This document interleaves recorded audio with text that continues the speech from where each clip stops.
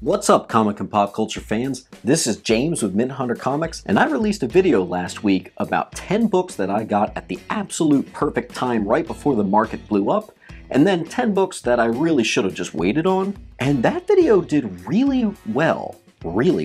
Turns out you guys really like seeing the yin and the yang in comic collecting. So I wanted to make a video for you guys, not just about when I got books at the perfect time in terms of before the market blew up, but my biggest personal wins in comic collecting in general, and my biggest personal losses in comic collecting in general. So without further ado, here's 10 wins and 10 losses in my personal comic collecting.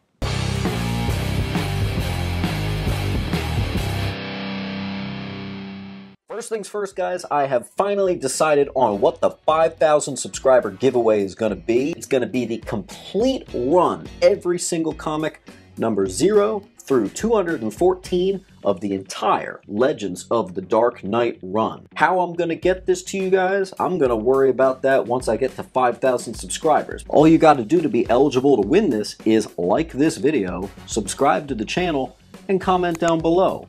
And if you're so inclined, hit that notification bell so you get a notification every time I drop a video like this. Speaking of recent videos, you guys remember a few weeks back I made a video about UPS has failed me the last 5 times? Well, my company just sent me a shirt, and guess what? UPS left it on top of the blue recycling can. UPS, you gotta stop. I'm going to give you 10 big comic wins, and then we're going to talk about 10 big comic losses I've had. We're going to alternate each time, and we're going to start it with one great one. This actually happened when I did have a channel. Maybe you guys remember this. Remember when I got that Avengers Annual number 10, the first appearance of Madeline Pryor and Rogue, for $1? And I spent $1. Granted, the copy I got must have been read 2,000 times. The cover was almost completely detached. It was dirty to no end. It did have all the pages though, and look, it's the first appearance of Rogue, and it doesn't matter how bad a condition is. That was a great reader copy of that comic, and I got a lot of enjoyment out of that. I got that at my local flea market. Went in there one day, they just had it in the box. The guy was asking like $4, and I was like, look at this thing. It looks like a sock. Can I just have it for $1? And he was like, yeah, you know what? It's yours. $1. First appearance of Rogue. And now let's bring it to a time I got burned, but keeping it X-Men. This was back in 2016. I was brand new to eBay, so I was bound to make a lot of dumb rookie mistakes. Listen to this rookie move. I had every single one of the Jim Lee 1991 X-Men #1 covers. Now here's the thing, I thought they were super valuable or something, so I paid for each one something like anywhere from $5 all the way up to $20 for each one of these suckers. And finally, as one of my first eBay posts ever, I decided to put the complete collection of all the #1s, and I had a couple other random X-Men sprinkled in there, and I just put it up for auction. Now, I had heard that you can entice more people if you put the starting bid as $1. People like seeing it as low. But I also wanted to entice people by offering free shipping. Well, the auction ended and it sold for $4.25, and I had to ship it out to them for free. That one's on me. Not only did I not make my money back, obviously, but I actually lost money just shipping this thing out. And how about another win?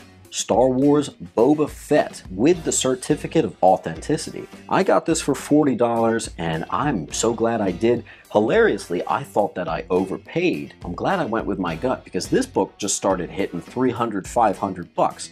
Now granted, the one I have in my collection, it's not graded, but it's as perfect as the day it came off the press. It's a nice foil cover untouched by the light of day. So I'll eventually get that to CGC. I'm certainly expecting it to get a 9.8, and apparently if I do, I'm able to expect $300 to $500 for it.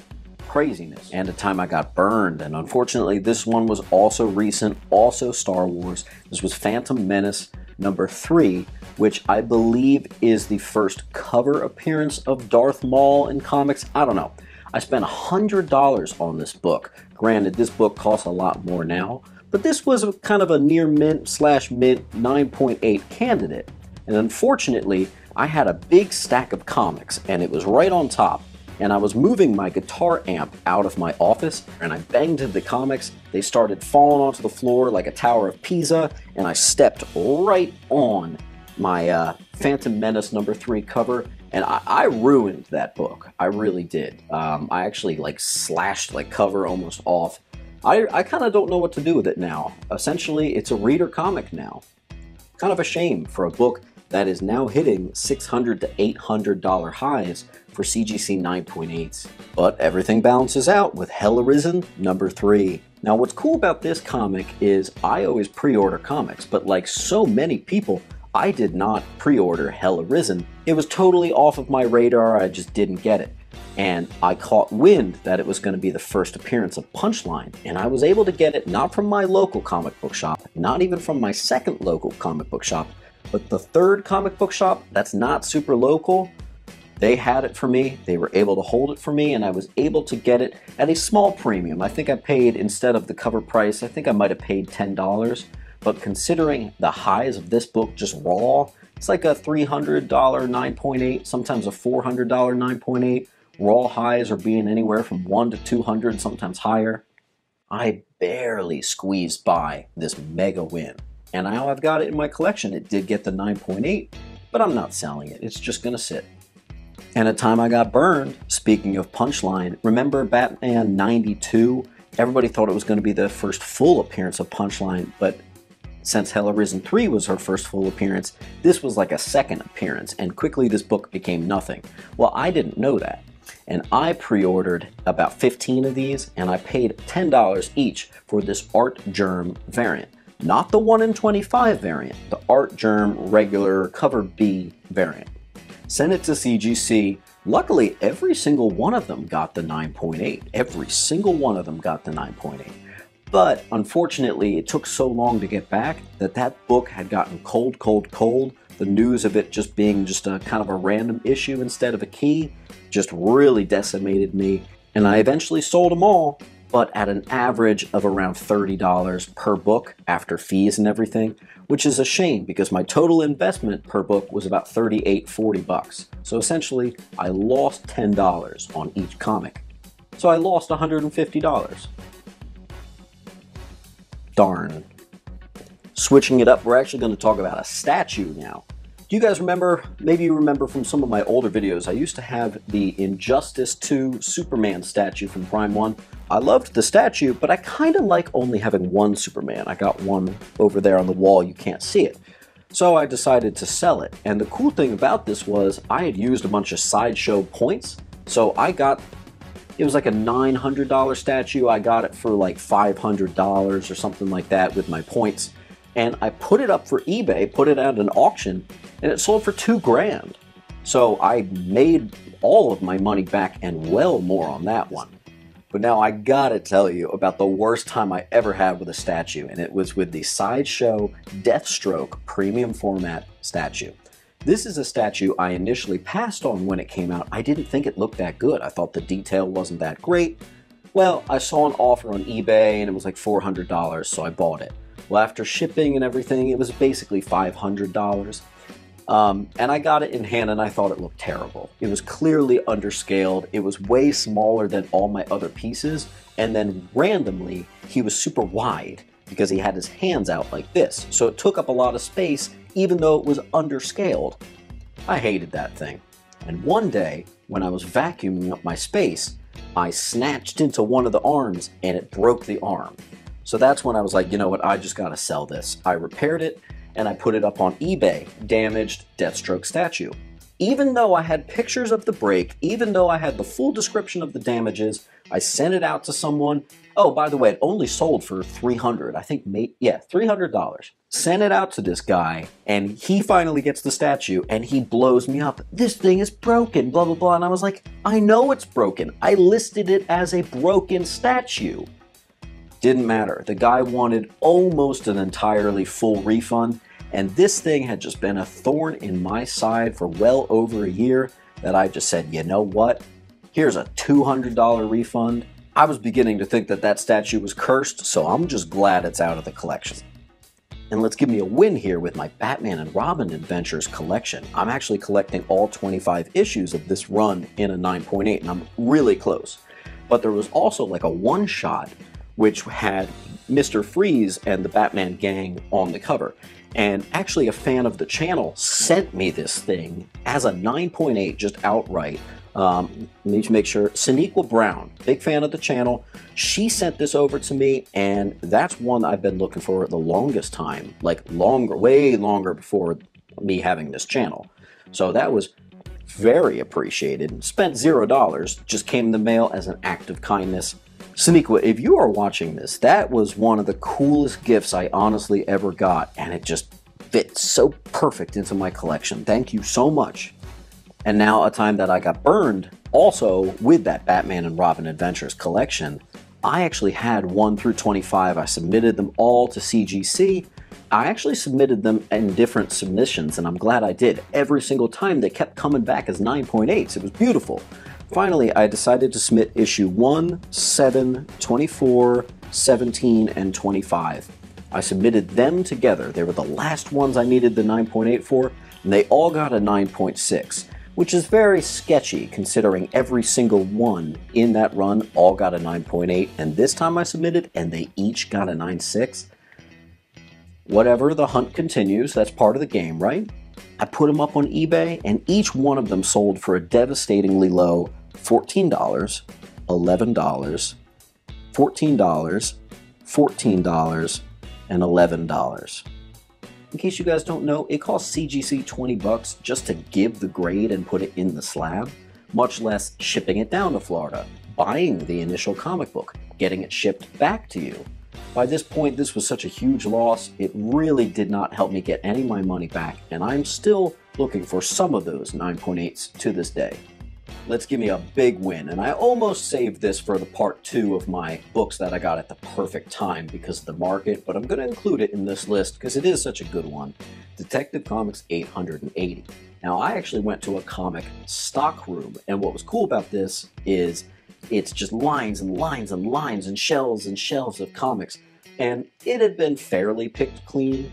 But I went to the Detective Comics run because I wanted to see what was there. I was looking for Detective Comics 880, this jock cover, and there was no 880, but 879, 878, there were like 50 to like 100 of those still left, untouched. Everything was not bagged and boarded. Well, I go flipping through 879, 878, and right between 878 and 877, someone must have taken an 880 and put it in there in between to come back to later.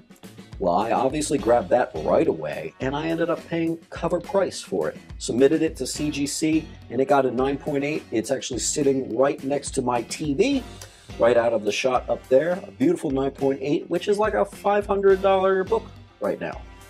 Hot diggity. And now for a loss, but an intentional loss. For the last 10 years, I kid you not, the last 10 years, I have been hunting Batman Nightfall. You guys know Nightfall, that's when Bane breaks Batman's back and Jean-Paul Valley becomes Azrael and takes over the mantle as Batman. Well, this was the run that got me into comics. And also, Kelly Jones' artwork on those comics is what got me into drawing. So I owe so much of my life to Nightfall, and here, check out this wall I've got here. I've got pretty much every single one painstakingly searching for years and years, finally submitting books on my own to get 9.8s, and I finally have the complete collection minus my Detective Comics 664 is an off-white to white pages, so I'm still looking for a white pager 9.8, and my Shadow of the Bat 17 is unfortunately a 9.6. This is a book I've submitted 3 times now at least, and I just can't seem to get a 9.8. The money, but also the time that went into that collection could have probably given me a PhD somewhere else. I'm not even kidding. I have spent so much of my life trying to get that collection, so the fact that it's still not done is a little annoying, but that is an intentional loss. I'm never, ever, ever, ever, ever going to make my money back on that, but I'm kind of not supposed to. That one's just for me. Here was a very recent one and a good one, Amazing Spider-Man 299. They were only asking 50 bucks, and it did have some defects in it, but whatever. It's 50 bucks for Amazing Spider-Man 299, beautiful cover, key comic. And I was looking at it in the store and I was like, this thing is super pressable. I'm glad I finally knew about pressing at this point. I got it, obviously, and I came home with it, and I pressed every single defect out of there. And I still have it raw. I think I'm going to submit it to CGC at some point, but this is probably the best pressing job. I saved from maybe like an 8.5 range to an, honestly, kind of a 9.8 contender. Check out this picture for yourself.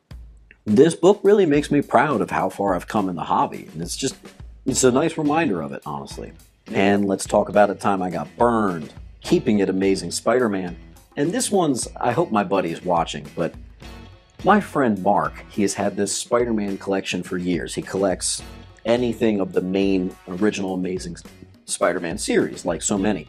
And he's got from, 100 to 441. He's got a few before 100, but not many. It's a near complete collection at this point. But the thing is, I went out of my way for the past 5 years. Anytime I would see some Amazing Spider-Man, I would buy it for him. And sometimes I'd get duplicates and just keep giving him a better version of the copy and keep getting him a better version of the copy. And, you know, part of me is just a good friend. But it really dawned on me recently how much money I've spent on this dude's collection over the years. So I've kind of slowed down what I'm doing to help him out with his collection. But we've gotten some big books. I know I bought him the first appearance of Hobgoblin, you know, some pretty big books in there. And, you know, I'm not asking for anything in return, but it definitely should be recorded as a financial loss. My God, we must be talking like over the last 6 years. We're in the thousands for the amount of money I've spent on someone else's collection. And a recent win, Green Lantern number 20, the first appearance of Jessica Cruz in Cameo. This is a book I've submitted out to CGC twice, got the 9.8 both times. I got another one going out right now. And guess what? I'm pretty sure it's going to be a 9.8. This thing is smooth. There's one 9.9 on the CGC census. One of these days, if I keep submitting that book in, I'm kind of hoping for the 9.9. Wish me luck, guys. I know it's not going to happen, but still. The cool thing is, I've never paid more than $25 for this book. So I already have 2 copies right now, and I might end up getting a third. Pretty sweet. And now for a bummer. We got Green Lantern number 40. This is that classic cover where it's Hal Jordan meets the old Green Lantern's Alan Scott. It's also the first appearance of Chrono, which is one of my favorite Green Lantern villains. Well, anyway, I was on eBay and I knew I was trying to not spend that much money, but you guys know how it is. Sometimes you just get sucked in. I saw one of these and it didn't look like it was in the best condition. But you know what? I said, you know what? I really like this book. Let me get it. It wasn't an auction. It was just a buy it now. I bought $200, got this book, and I got it in person, and it looked a lot worse than it did in the picture. And then, of course, I looked on the back, and it was way worse. We're talking water damage, all kinds of crap. Would you believe that a couple days later, I kid you not, probably a 9.0 raw book ended up selling in an auction for under $200. If I had been smarter, I could have taken that $200 and put it to a book that was 4 times the quality that the one I got. Mine's probably like a 3.0. The one that sold for less than mine, and this was 2 years ago, by the way. The one that sold for less than mine, I think it sold for like 180. When will I learn, guys? When will I learn? Here's another win. Actually, it's right there behind Flash. Spider-Man, the punk outfit from the Spider-Man PS4 video game. Got it on eBay for only $150, and it's actually like a $250 figure that, with, you know, shipping and handling, usually ends up being $300. And I got it for, after fees and everything, it was like $150. What a major win. I actually still haven't unboxed it. I haven't unboxed any of my Hot Toys yet. I don't know when I'm going to do that, to be honest. I really should just bite that bullet. And now for another burn, we got Batman Black and White. I used to collect the Black and White series, those little statues, and I don't remember which Black and White one it was, but it sold on eBay for $100, and it got lost in the mail. And this was probably my first experience with something getting lost in the mail. This was back in like 2017, maybe even 2016. Sold it in the mail. and it got lost. And I didn't know back then that if something was lost, you can file a claim and get money for your lost item. But back then, I didn't know, so I just took it as a loss and was like, all right, I spent $100, gave it to someone else, and it never made it to them, and I'm out of money. Well, that was stupid. Guys, if you ever lose something in the mail, file a claim. Doesn't mean you're always going to get your money back, but file a claim. And my last example of a major win is from a few years back. I had a very nice copy of Walking Dead number 10. It's the first appearance of Herschel Green, Maggie Green, famous characters from the show. Well, anyway, this was the only Walking Dead comic I think I've ever owned, by the way, and I don't remember where I got it. It was just kind of in one of these short boxes I had that I got from somewhere. I don't know. Lately, I finally decided to submit it to CGC, and it got the 9.8, and I sold it like within the week, right? And it sold for $230, which was pretty cool for a book that I basically only paid the $20 for CGC to slab it. $20, $230 profit. Some nice math there. And the last one I'm going to talk about today, one where I really got screwed, but I did it to myself. This was back in like 2016. Again, I was new to eBay. I didn't know how it worked at all. I was still doing the free shipping on everything, and I didn't quite know how to grab people's eyes. Well, I sold my entire Batman one-shot collection, which included, Batman Nosferatu, Batman Noir, Killing Joke, not a first print, but very nice, Red Rain, Crimson Mist or whatever, Speeding Bullets, Ego, Man Who Laughs, In Darkest Night, Gotham by Gaslight, and many more. It was pretty much an entire short box full of Batman one-shots, and it sold for about 50 bucks. Now, Red Rain in a nice quality alone is well over $50 raw. And I was one of those people, especially then, like, oh my God, it sold on eBay. I am contractually obligated, even though I hate the amount it sold for, I gotta get it out there. Oh God, I offered free shipping. Oh man. Sent it out. I think after shipping, I think I had myself like 10 or 20 bucks. I don't know. Which is such a shame, because half of those ones I just mentioned are like a $50 raw book. To be honest with you guys, I probably gave maybe $400 to $500 worth of Batman one-shots for 50 bucks. Write down in the comments below, hashtag oof, if you think overall I had more negative experiences, and hashtag damn if you think that overall I totally killed it. I fortunately am reaching the point where I'm really struggling to reply to everyone's. I usually am pretty good about replying within the same day. But videos that start getting a few days old, it's getting harder and harder to keep up with it after having 2 jobs, a girlfriend, running a YouTube channel. It's difficult. I will always try to answer you. And even if I don't respond, just know that I see it. At some point, I see your comment, and I thank you for sharing down below. I'm so grateful for the friends I've made through this. You've been amazing. And as always, guys, what are you hunting for? I want to know. And keep on collecting.